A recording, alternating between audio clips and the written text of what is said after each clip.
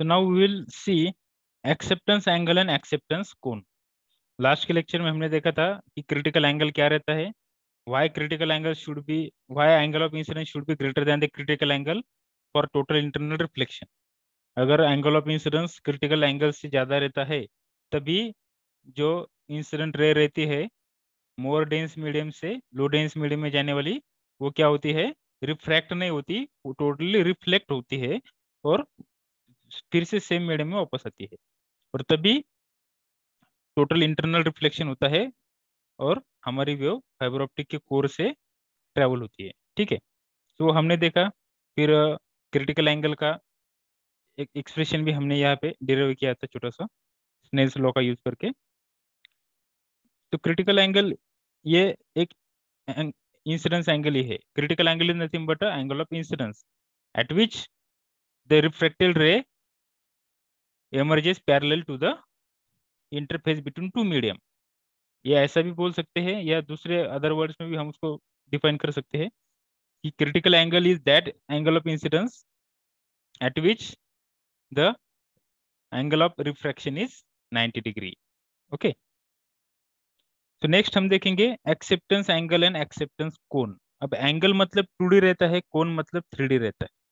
Okay, जैसे मैं आपको बता सकता हूँ कि यहाँ पे आपको मालूम है कि कोन कैसा, कोन 2D रहता है और एंगल 3D रहता है। देखो अब ये सपोज ये क्या है, इसको कोन बोलते हैं, ये ऐसा अगर रहा इसको कोन बोलते हैं, और इस कोन को एक एंगल रहता है। ओके, ये कोन एक्सेप्टेंस एंगल एंड एक्सेप्टेंस कोन। तो ये जो एक्सेप्टेंस एंगल है, ठीक है, this is nothing but a angle theta. और कोन कैसा रहता है, कोन थोड़ा अलग रहता है, कोन 3D रहता है। देखो अगर यहाँ पे कोन की डायग्राम अगर हमने ड्रॉ की तो यहाँ पे सपोज ये ऐसा है और ये 3D है,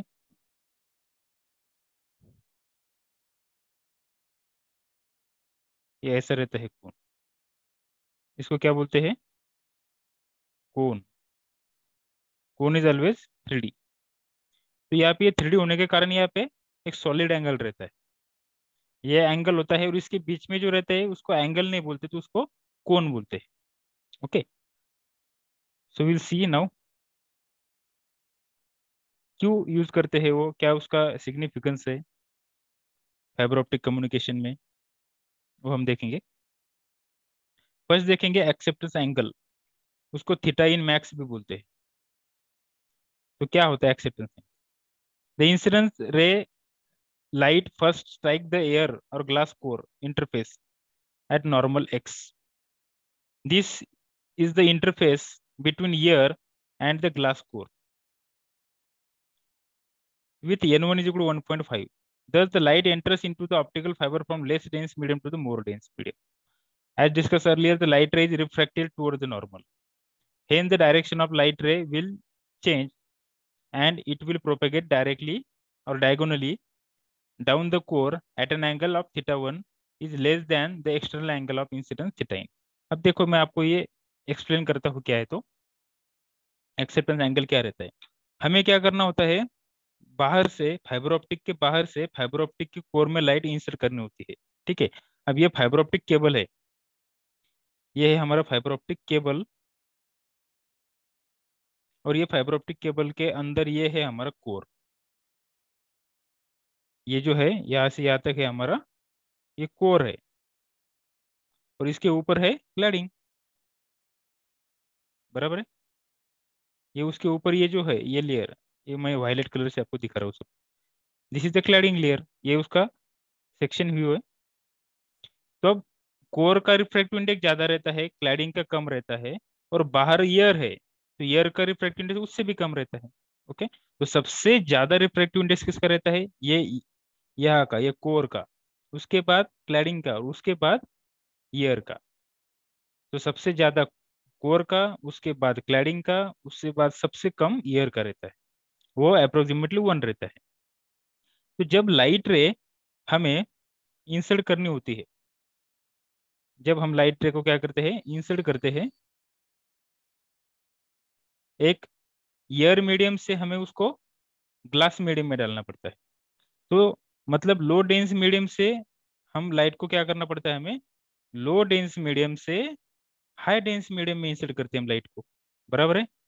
तो जब लाइट लो डेंस मीडियम से हाई डेंस मीडियम में जाती है तो ऑब्वियसली वो लाइट क्या होंगी, टुवर्ड्स नॉर्मल बेंट होंगी। अब यहाँ पे नॉर्मल कौन सा है, ये नॉर्मल है, देखो ये नॉर्मल है हमारा, ये यहाँ पे नॉर्मल वर्ड आपको दिखाई दे रहा है, तो ये हमारा नॉर्मल है, दिस इज अवर नॉर्मल, बराबर है।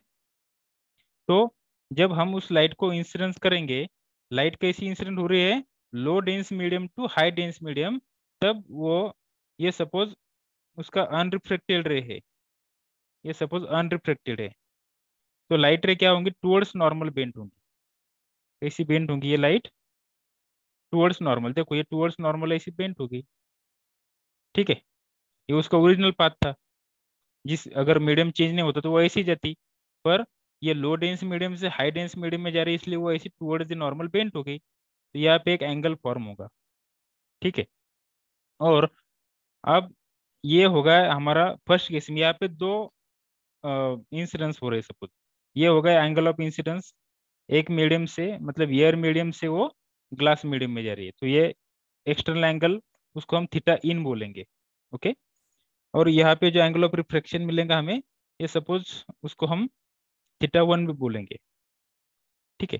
अब ये रे डायरेक्टली क्या होंगी, यहाँ से ट्रेवल होके सीधा जाएंगी और ये कोर और क्लैडिंग के इंटरफेस पे वो स्ट्राइक करेंगी, ठीक है।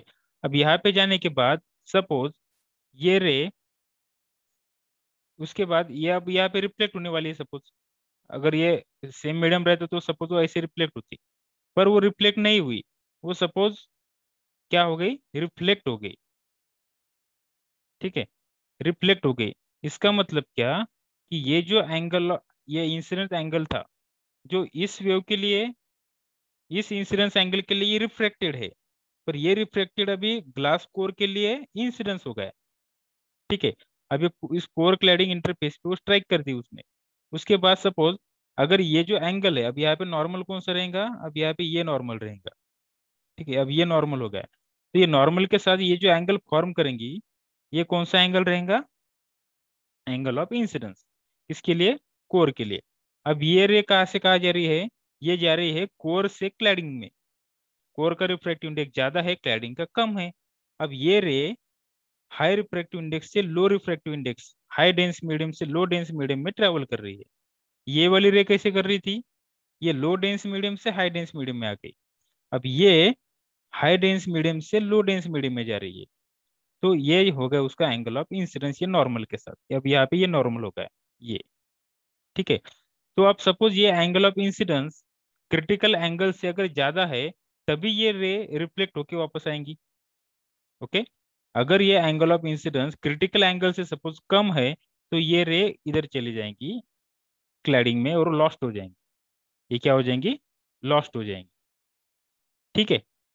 तो हमें ये एंगल ऑफ इंसिडेंस जो है वो क्रिटिकल एंगल से ज्यादा चाहिए, तभी ये रे रिफ्लेक्ट होकर वापस आएंगी। अब ये कैसा होता है, ये हमने प्रीवियस सेक्शन में देखा था, प्रीवियस लेक्चर में, कि why angle of incidence should be greater than critical angle, ठीक है।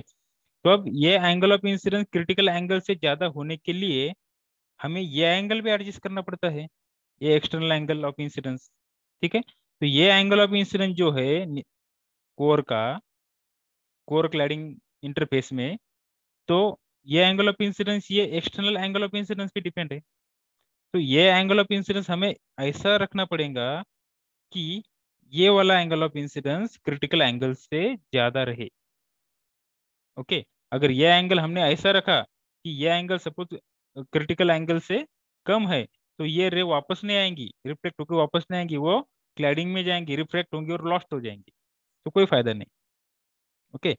तो ये जो रहता है, तो ये एंगल हम जितना बढ़ाएंगे, ओके, ये जो एंगल है हम जितना उसको बढ़ाएंगे, उतना क्या होगा, ये एंगल ऑफ रिफ्रैक्शन बढ़ेगा, और जितना वो एंगल ऑफ रिफ्रैक्शन बढ़ेगा, उतना ये एंगल ऑफ इंसिडेंस बढ़ेगा, और जितना एंगल ऑफ इंसिडेंस ज्यादा रहता है, उतना वो क्रिटिकल एंगल से ज्यादा रहने के चांसेस ज्यादा होते हैं। तो वो क्रिटिकल एंगल से ज्यादा रहेगा तब वो रिफ्लेक्ट होकर वापस आएगा। तो दिस एक्सेप्टेंस, उसको बोलते हैं एक्सेप्टेंस कोण। इसको ये जो मैक्सिमम एंगल रहता है कि जिस एंगल पे अगर हमने लाइट इंसिड की, जिस एंगल ऑफ इंसिडेंस पे अगर हमने लाइट इंसिड की फाइबर ऑप्टिक केबल में, तो फाइबर वो जो इंसर्टेड लाइट है वो फाइबर ऑप्टिक के कोर से प्रोपेगेट होगा, उसको बोलते हैं एक्सेप्टेंस एंगल। तो उसकी हम डेफिनेशन देखेंगे अभी। ओके, तो यहाँ पे देखो ये ईयर है, N0 इज इक्वल टू 1, उसका रिफ्रैक्टिव इंडेक्स 1 होता है। सोर्स टू फाइबर इंटरफेस है ये जो इंटरफेस है यहाँ पे क्या है, बाहर ईयर है, यहाँ पे बाहर ईयर है और इसके अंदर ये ग्लास है। ठीक है, तो ये एक्सटर्नल एंगल ऑफ इंसिडेंस होगा ये। एक्सटर्नल एंगल ऑफ इंसिडेंस मतलब ईयर से हम लाइट को कहाँ इंसिडेंस कर रहे हैं, ईयर से ग्लास में, मतलब लो डेंस मीडियम से हाई डेंस मीडियम में। तो ये क्या होंगी, इट विल मूव, ऐसी जाएंगी और ये नॉर्मल की तरफ बेंट होंगी। ठीक है, ये समझ में आ रही है ना आपको बात। अगर यहाँ पे सपोज ये नहीं होता मीडियम तो ये ऐसी चली जाती, पर ये क्या हो गई, ये टुवर्ड्स द नॉर्मल बेंट हो गई। यहाँ पे नॉर्मल कौन सा है, ये नॉर्मल है, दिस इज नॉर्मल। तो ये नॉर्मल की तरफ बेंट होगी। ठीक है, किसकी तरफ बेंट होगी, नॉर्मल की तरफ। तो यहाँ पे जो एंगल ऑफ रिफ्रैक्शन रहता है वो 45 डिग्री से कम रहता है। ओके, तो ये जब यहाँ पे जाएंगी, यहाँ पे इंसर्ट करेंगी, तो ये यहाँ पे इंसर्टेड एंगल जो रहता है इंसिडेंस एंगल, वो क्रिटिकल एंगल से ज्यादा चाहिए, तभी ये हाई डेंस मीडियम से लो डेंस मीडियम में जाने वाली रे रिफ्लेक्ट होकर वापस आएंगे। ओके, तो ये एंगल ऑफ इंसिडेंस किस पे डिपेंड करता है, ये एक्सटर्नल एंगल ऑफ इंसिडेंस। तो ये एक्सटर्नल एंगल ऑफ इंसिडेंस ही होता है हमारा कौन सा angle, acceptance angle. Acceptance angle मतलब ऐसा एंगल कि जिस एंगल पे ये internal angle of incidence critical angle से ज्यादा रहता है, सो दैट कि ये जो रे है कोर से क्लैडिंग में जाने वाली, ये पूरी की पूरी कोर में वापस आएंगी रिफ्लेक्ट होके, वो क्लैडिंग में नहीं जाएंगी। मतलब ये angle of incidence critical angle से ज्यादा रहेगा, ऐसे angle of external angle of incidence को बोलते हैं एक्सेप्टेंस एंगल। ओके, देखो हम उसका डेफिनेशन भी देखेंगे।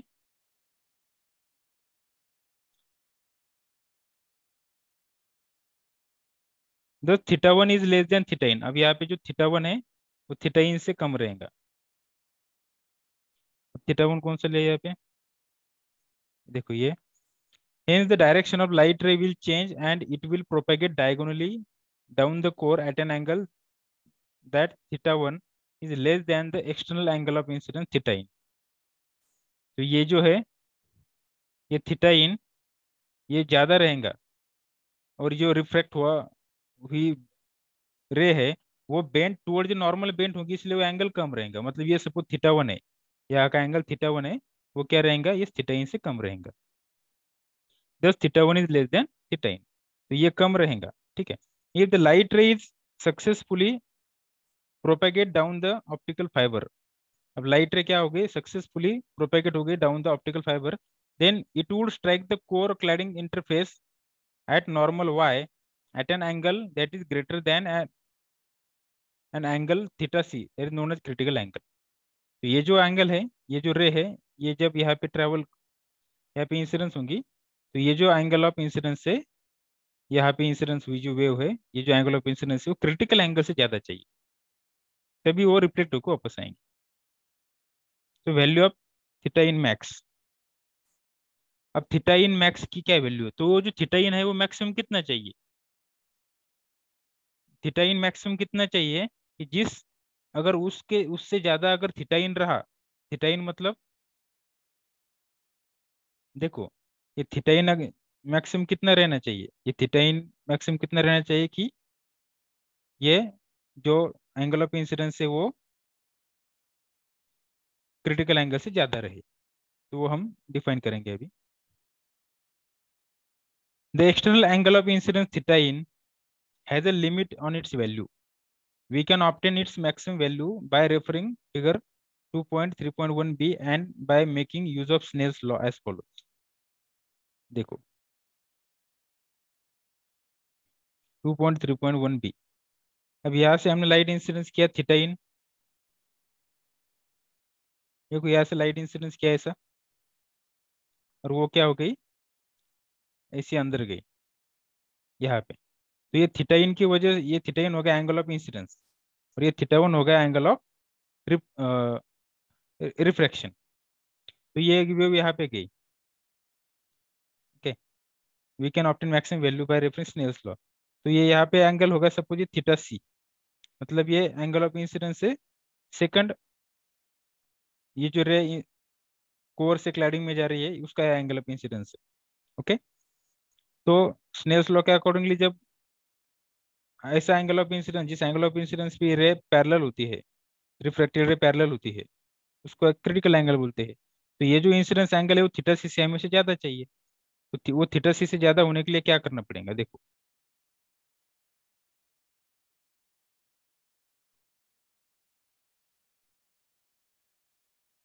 ये n1 है, ये बाहर का रिफ्रैक्टिव इंडेक्स, ये उसको n0 बोलेंगे हम, कोर का रिफ्रैक्टिव इंडेक्स को n1 बोलेंगे, और क्लैडिंग के रिफ्रैक्टिव इंडेक्स को हम n2 बोलेंगे। ठीक है, तो अब देखो theta in max is equal to sine inverse of n1 square minus n2 square. देखो यहाँ पे हम n1 square minus n2 square लिखेंगे। ये क्या आएगा यहाँ पे, this is nothing but an under root of n1 square minus n2 square according Pythagoras theorem आपको मालूम है। ये n1 है और ये अगर n2 है तो ये कितना रहता है, under root of n1 square minus n2 square. देखो पाइथागोरस थ्योरम आपको मालूम है, n1 स्क्वायर, ये n0 है हमारा। ठीक है,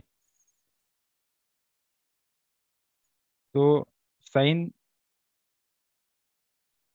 but for air n0 is equal to 1, n0 क्या रहता है ईयर के लिए, n0 ईयर का है तो ये हमेशा 1 रहता है, तो इसलिए ये n0 1 है। तो हमें इक्वेशन क्या मिलेगा, theta in max is equal to sine inverse of under root of n1 square minus n2 square. Theta in max मतलब ये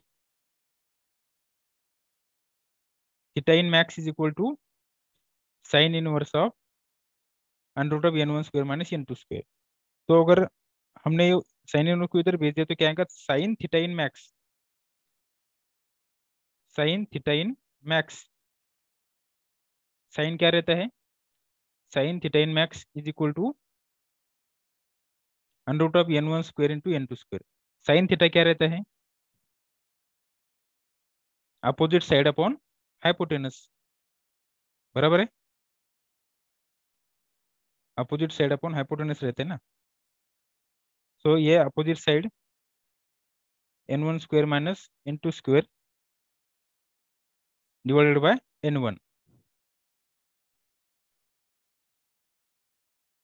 तो ये सपोज थीटा इन है, तो यहाँ पे और कौन सा थीटा इन रहेगा,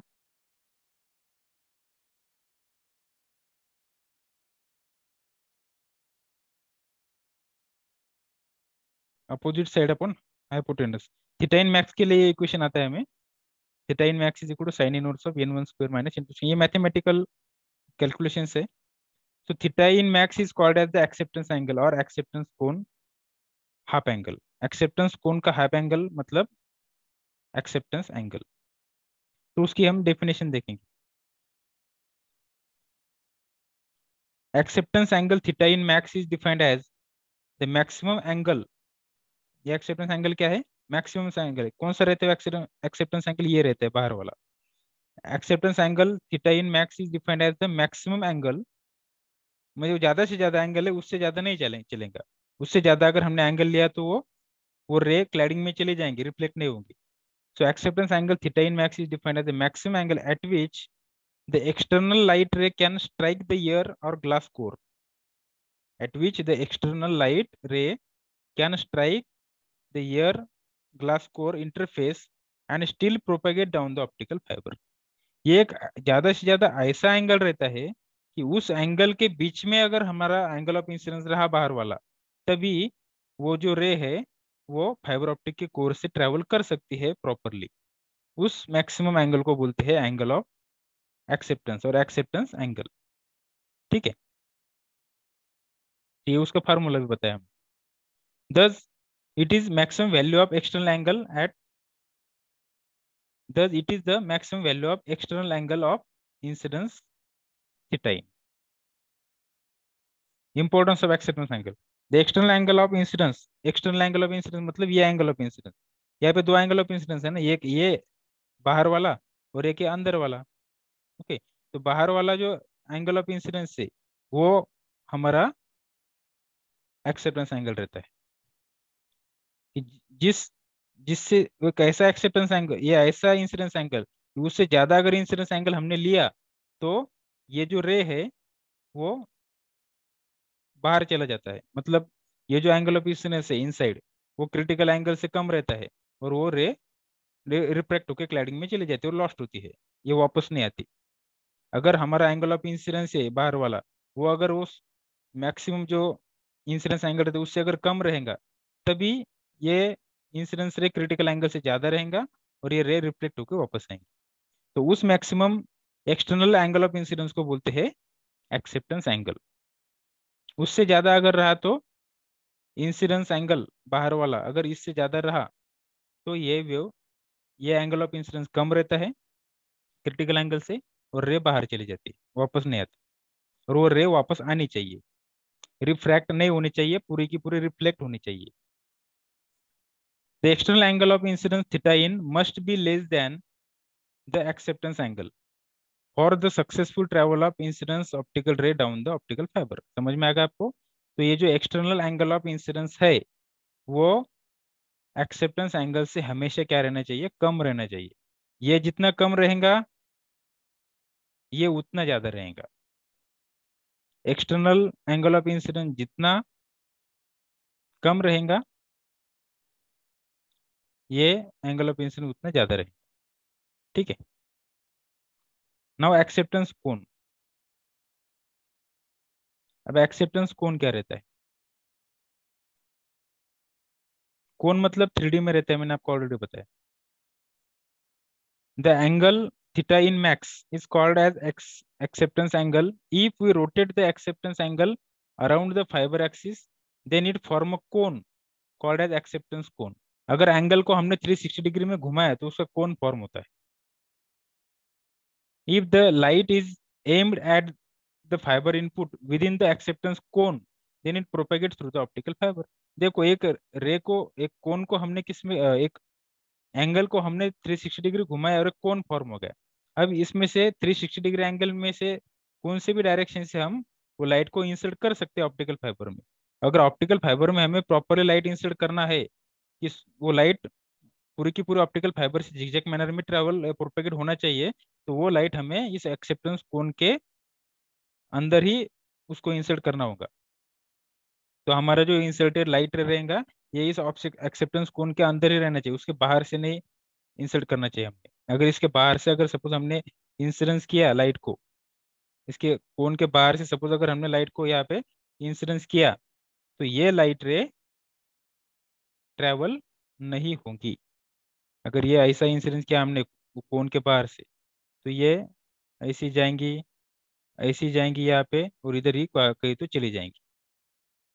ओके, और अगर हमने इंसिडेंट रे सपोज ये कोन के अंदर से अगर सपोज इंसिडेंस किया यहाँ से, ओके, तो ये लाइट क्या करेंगी, पूरी ऐसी रिफ्लेक्ट होंगी। ये ऐसे ऐसी जाएंगी, ऐसी यहाँ पे स्ट्राइक करेंगे, फिर से वापस आएंगी, फिर से ऐसी झिकझैक मैनर में वो ट्रेवल होंगी। आगे बात समझ में आपको? तो incident ray should be less than acceptance angle या एक्सेप्टेंस कोन, ये कोन के बीच में ही रहना चाहिए हमारा इंसिडेंट रे, तभी वो लाइट रे फाइबर ऑप्टिक के कोर से प्रॉपरली प्रोपेगेट होंगे। ठीक है, so that is called as acceptance cone. Okay. Note, if the angle of incidence theta in is greater than theta in max, that is, if it is outside the acceptance cone, then the ray will get refracted at the boundary of core and cladding and hence will escape. तो वो escape हो जाएंगी, मतलब वो चली जाएंगी उधर cladding में और लॉस्ट हो जाएंगी. ठीक है. Relation between theta in max and theta C. Theta C मतलब क्रिटिकल एंगल, मतलब ये एंगल जो कोर के अंदर इंसिडेंस एंगल रहता है और ये कोर के बाहर जो इंसिडेंस एंगल रहता है वो थीटा इन रहता है. तो वो थीटा इन मैक्स मतलब एक्सेप्टेंस एंगल रहता है हमारा. तो उनका क्या रिलेशन है, मतलब जिस थीटा इन को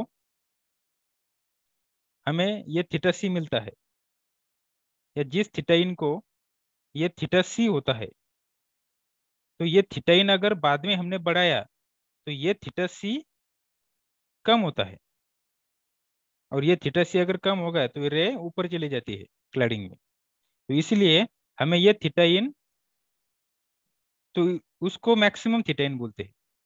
जिस थीटा इन पे, देखो ये थीटा इन क्या है अब आपको समझ में आ गया. जिस थीटा इन पे हमें थीटा सी मिलता है उस थीटा इन को बोलते हैं एक्सेप्टेंस एंगल. अगर ये एक्सेप्टेंस एंगल अभी मैक्सिमम हो गए, अगर ये थीटा इन अगर इससे ज्यादा बढ़ाया हमने, इससे ज्यादा अगर बढ़ाया थीटा इन, ये थीटा इन सपोज अगर हमने इससे ज्यादा बढ़ाया, देखो ये ज्यादा कर दिया मैंने अब इसको, ये थीटा इन अगर हमने इससे ज्यादा बढ़ाया तो क्या होगा, ये जो थीटा सी है वो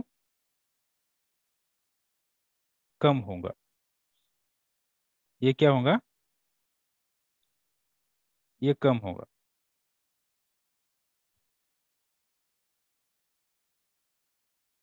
ये ऐसे कम होगा. ठीक है, ये थीटा सी कम होगा और ये अगर कम होगा तो ये रे ऐसी चली जाएंगी ऊपर. ठीक है. तो ये जो थीटा इन है ये अगर सपोज हमने कम रखा तो ये जो थीटा सी है वो बढ़ता है,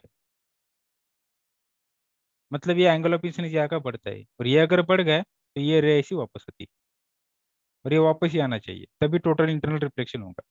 तो this is important. Which is important, this is important. ठीक है. सो नेक्स्ट, क्या रिलेशन है दोनों में, relation between theta in max and theta C. जिस थीटा इन पे, जिस angle of external angle of incidence पे हमें ये angle of incidence critical angle मिलता है, उस एंगल ऑफ इंसिडेंस को, उस थीटा इन को थीटा इन मैक्स बोलते हैं. ओके. जिस थीटा इन पे हमें ये एंगल ऑफ इंसिडेंस, जिस थीटा इन पे हमें ये एंगल ऑफ इंसिडेंस थीटा सी मिलता है, उस एंगल ऑफ इंसिडेंस को थीटा इन मैक्स बोलते हैं. Okay. Figure illustrates the relationship between the acceptance angle and critical angle. 2.3.3. It is interesting to note that the critical angle theta c is defined as the minimum value of acceptance angle is defined as the maximum value of angle of incidence. Okay. If the light ray strikes the glass core cladding interface at an angle theta in, which is greater than the acceptance angle, then the ray will refracted into the cladding and will be lost. देखो या इस figure से आपको पता चलेगा, यहाँ पे क्या दिख रहा है, ये होगा आपका, ये कौन है, सपोज ये एक्सेप्टेंस एंगल, ये रे, ये क्या हो गया, ऐसी लो रिफ्रैक्टिव इंडेक्स से हाई रिफ्रैक्टिव इंडेक्स में प्रोपेगेट हो गई, ऐसी गई. ओके. ऐसी जाने के बाद अब वो ये एंगल है जो है ये थीटा सी है सब। थीटा सी मतलब क्या? Critical angle. तो ये जो इंसिडेंस एंगल है वो क्रिटिकल एंगल से हमेशा ज्यादा चाहिए, और वो ज्यादा कब होगा? जब एंगल कम होगा। ठीक है। तो ये अगर ऐसा कम होगा, इससे अगर कम किया हमने, तो ये रे फिर कैसे जाएंगी? ऐसे जाएंगी। ओके। और ऐसे जाने के बाद वो ऐसे वापस आएंगे। तो ये जो एंगल है, सपोज ये नॉर्मल है, तो अब ये जो एंगल है यहाँ का बीच में का, ये ये ऑब्वियसली ये एंगल इस एंगल से ज्यादा है। मतलब ये एंगल ऑफ इंसिडेंस ये क्रिटिकल एंगल से ज्यादा होगा, और तभी ये लाइट रे ऐसे रिफ्लेक्ट होके वापस आएंगे। ठीक है। तो ये एयर मीडियम है, दिस इज एयर मीडियम। इसका रिफ्रैक्टिव इंडेक्स 1 रहता है। ये एक्सटर्नल नॉर्मल है। ये ये सबसे कम रिफ्रैक्टिव इंडेक्स रहता है। ये कोर है, ये कोर का रिफ्रैक्टिव इंडेक्स n1 है। और ये क्लैडिंग है, इसका रिफ्रैक्टिव इंडेक्स n2 है, और ये n2 हमेशा n1 से कम रहता है। ठीक है। अब ये रे जब यहाँ से, मैंने ऑलरेडी आपको बताया, मैं फिर से एक्सप्लेन करता हूँ। अगर ये यहाँ से ऐसे ट्रेवल होती है, तो ये ऐसे जाएंगे। ऐसे जाने के बाद वो रिफ्लेक्ट होंगी। ये थीटा सी और थीटा सी से ज़्यादा चाहिए। और अगर सपोज हमने इसको ऐसा अगर यहाँ पे अगर रखा, देखो मैं आपको कलर चेंज करके बताता हूँ। सपोज ये अभी रेड में, ये अगर एक्सेप्टेंस एंगल से ज़्यादा अगर रखा हमने इस एंगल ऑफ इंसिडेंस, किसके अकॉर्डिंगली मेजर कर रहे हैं हम उसको? ये नॉर्मल के अकॉर्डिंग। ये नॉर्मल है। ठीक है, इसके अकॉर्डिंगली हम उसको, तो ये एंगल ऑफ इंसिडेंस ये कम है, और ये ज्यादा है। तो ये एंगल ऑफ इंसिडेंस किसका है? एक्सेप्टेंस कोण का है। अगर एक्सेप्टेंस कोण से अगर सपोज हमारा एंगल ऑफ इंसिडेंस ये अगर ज्यादा है,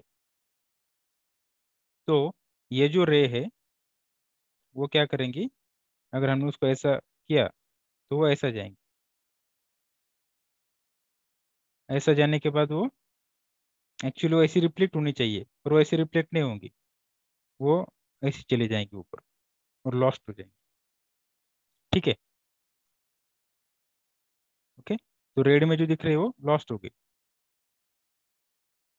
अब अगर सपोज हमने, I will take violet colour, अगर सपोज हमने जो एंगल ऑफ इंसिडेंस है वो एक्सेप्टेंस एंगल से कम रखा, कम है अभी ये इस विथ रिस्पेक्ट टू नॉर्मल, ये जो एंगल है वो क्या है अभी? कम है। देखो दिस इज लेस। तो ये जो एंगल है, ये जो रे है, वो ऐसी ट्रेवल करेंगे। ये जो रे है वो ऐसी ट्रेवल करेंगे, और फिर ऐसी रिफ्लेक्ट होकर वापस आएंगे। ओके। तो ये ऐसे रिफ्लेक्ट होके वापस आएंगे। तो विथ रिस्पेक्ट टू नॉर्मल अगर हमने देखा, विथ रिस्पेक्ट टू नॉर्मल अगर हमने देखा, तो ये जो एंगल ऑफ इंसिडेंस है, ये एंगल ऑफ इंसिडेंस इससे ज्यादा है। तो एंगल ऑफ इंसिडेंस अगर एक क्रिटिकल एंगल से ज्यादा रहता है, तब पूरी लाइट रिफ्लेक्ट होकर वापस आती है। ठीक है। सो आपको ये कॉन्सेप्ट समझ में आया होगा। तो रे बेंड्स टुवर्ड्स द नॉर्मल। आपको एक बात समझ में आना बहुत इंपॉर्टेंट है, स्नेल्स लॉ। स्नेल्स लॉ जिसको समझ में आ जाएगा, या जिसको समझ में आया होगा, उसी को ये समझ सकता है, नहीं तो नहीं। ठीक है।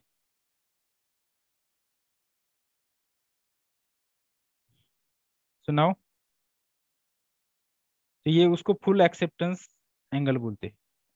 ये जो दिखा रहा है आपको, ये जो एक्सेप्टेंस एंगल है फुल,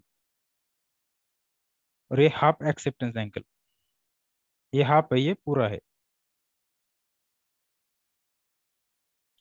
तो टोटल इंटरनल रिफ्लेक्शन, ये फिगर आपको समझ में आ गई। टोटल इंटरनल रिफ्लेक्शन हम देखेंगे। when light traveling in an optically dense medium hits a boundary at a steep angle larger than the critical angle for the boundary, the light is completely reflected. Obviously बहुत बार बार मैं आपको ये कह रहा हूँ, अगर angle of incidence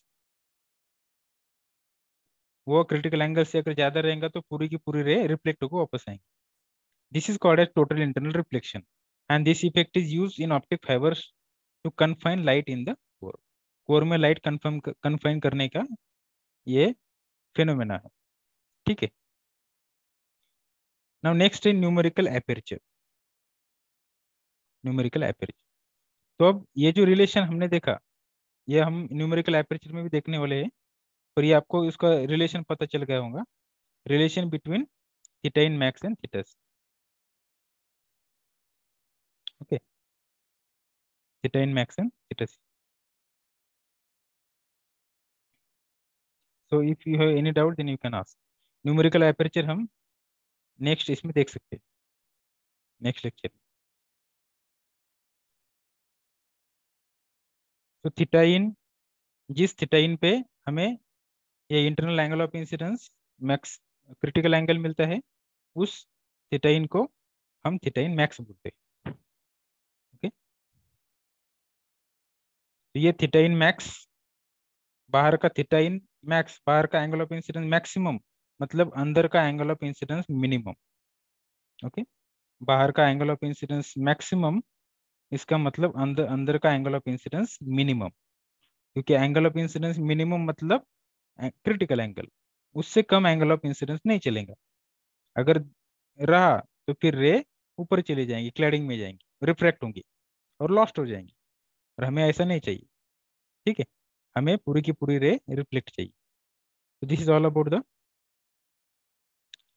acceptance angle and acceptance cone and relation between theta in max and theta c. Okay, so in next lecture we will discuss about numerical aperture. That is very important concept.